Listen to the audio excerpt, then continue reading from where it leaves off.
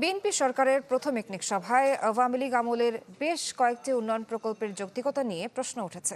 ১৩০০-র বেশি প্রকল্প যাচাই বাছাই করতে প্রধানমন্ত্রীর অর্থ ও পরিকল্পনা উপদেষ্টার নেতৃত্বে গঠন করা হয়েছে তদন্ত কমিটি। বৈঠক শেষে অর্থমন্ত্রী জানান, জনগণের অর্থের কথা মাথায় রেখে খুব সতর্কভাবে প্রকল্প বিবেচনা করা হচ্ছে। নতুন বাংলাদেশ গড়তে এলো জুলফিকার স্টিল। জুলফিকার স্টিল, ইস্পাত দৃঢ় অঙ্গীকার। বিএনপি সরকারের প্রথম একনেক সভা সভাপতিত্ব করেন প্রধানমন্ত্রী ও একনেক সভাপতি তারেক রহমান। এজেন্ডায় মোট ১৯টি প্রকল্প ছিল, যার বেশিরভাগই আওয়ামী লীগ সরকারের সময়ের।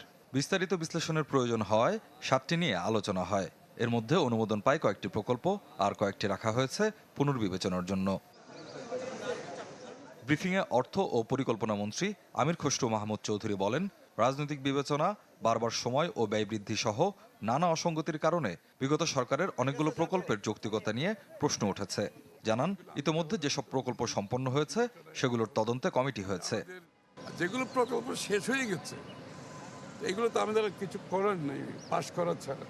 তবে এগুলোকে আমরা ইনভেস্টিগেট করতে বলেছি। মাননীয় অ্যাডভাইজার অর্থ মন্ত্রণালয়, ওনাকে দিয়ে একটা কমিটি করা হয়েছে। আমরা সব প্রকল্প আমরা ইভ্যালুয়েশন করছি।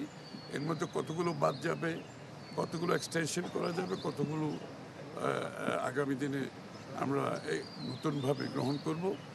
তিনি আরও জানান, জনগণের অর্থের কথা মাথায় রেখে খুব সতর্কভাবে প্রকল্প বিবেচনা করা হচ্ছে। এ প্রেক্ষিতে ১৩০০টিরও বেশি প্রকল্প পর্যালোচনা করা হবে বলে জানান প্রধানমন্ত্রীর অর্থ ও পরিকল্পনা উপদেষ্টা। পর্যালোচনা করে দেখবে যে এগুলোর আসলে যৌক্তিকীকরণ আছে কিনা, এবং যৌক্তিক হলে সেগুলো ভবিষ্যতে চলবে, আর যেগুলোর দরকার নেই সেইগুলোর ব্যাপারে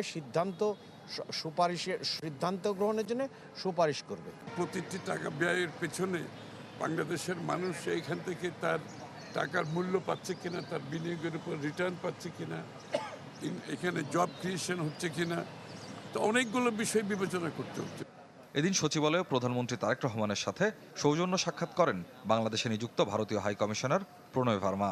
আলোচনা হয় দ্বিপাক্ষিক নানা ইস্যু এবং জনগণের মধ্যে সম্পর্ক জোরদার নিয়ে।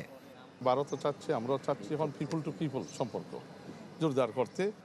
পরে প্রধানমন্ত্রীর সাথে সৌজন্য সাক্ষাৎ করেন ইউরোপীয় ইউনিয়নের রাষ্ট্রদূত মাইকেল মিলারের নেতৃত্বে প্রতিনিধি দল। বাণিজ্য বিনিয়োগ সহ নানা প্রসঙ্গে আলোচনা করেন তারা। স্বপ্নিল শাহরিয়ার শিশির, চ্যানেল 24, ঢাকা।